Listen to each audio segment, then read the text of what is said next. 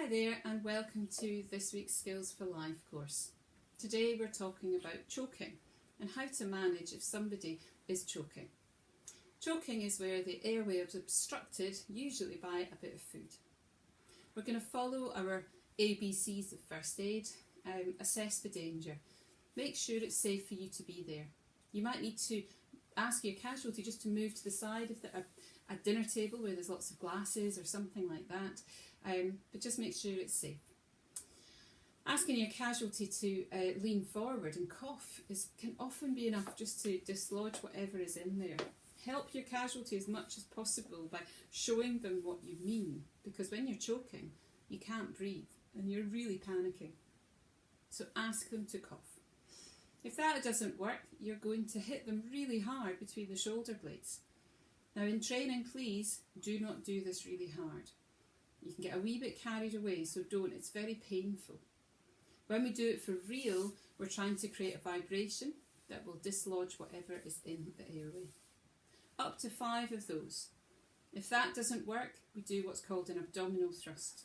Using your fist, point at your belly button just now. Got that?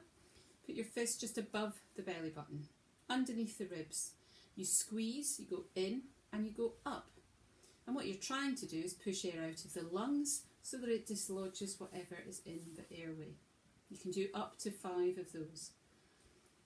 If you have got to the stage of doing the up to 5 abdominal thrusts and that works, your casualty should then be seen in hospital because it can cause all sorts of problems. You've saved their life because you give them an airway, but they might have some bleeding as a result of that internally. If none of this works, then you make sure that you dial 999 and you're going to deal with this casualty as they have collapsed using a technique that we're going to talk about in a couple of weeks called CPR. The key thing is when somebody's not breathing is that you phone 999. The emergency services will get to you as soon as possible and they'll also help you with your next steps. Watch this little clip and then we'll give you a little challenge. Thank you. Rory, would you like some help? Are you choking? Can you cough? Try and cough. Okay. Right, stand up for me. Put your hands on your knees. I'm going to hit you hard on the back. Okay. Do that. Is that working? No. Okay. Right. Kneel down for me, Rory. Kneel down. That's it. I'm going to move this chair out the way. Okay. And in and oosh. That working? Go on. Well done. Is that okay? Yep, much better, thank you. you. Now? Fantastic. 999. We're going to have to go to the hospital and get checked out, okay? Okay. Okay. Well done. Go and sit down and rest. You can see from that little demonstration that Rory and I did that we followed those steps.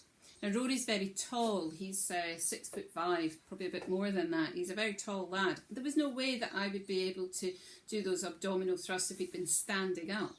So getting him to kneel down is a good way to get into that position. So if somebody's taller than you, then use that technique. Okay, so you're going to write this up in your journal, the steps to helping somebody who's choking. You're going to do a little bit of research on YouTube or wherever, find a little film clip. The Resuscitation Council have a great little bit of information on this, for example. And if you're doing this for your volunteering, what I'd like you to do is teach somebody in your household. Take a short clip of it and keep that in your log so that we can have that evidence for later on. Have a good day now. Thank you.